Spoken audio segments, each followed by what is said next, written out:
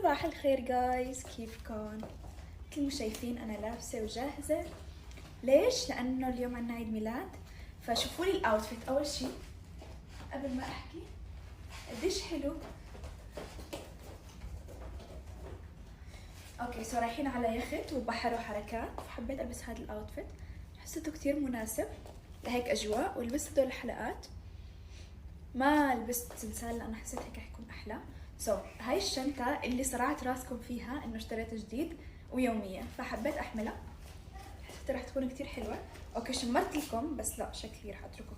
هو شو صاير؟ مو انا زاحمته شوي فالكم صاير اطول هون. المهم شو رايكم فيني وانا هيك طالعة حلوة وكيوت؟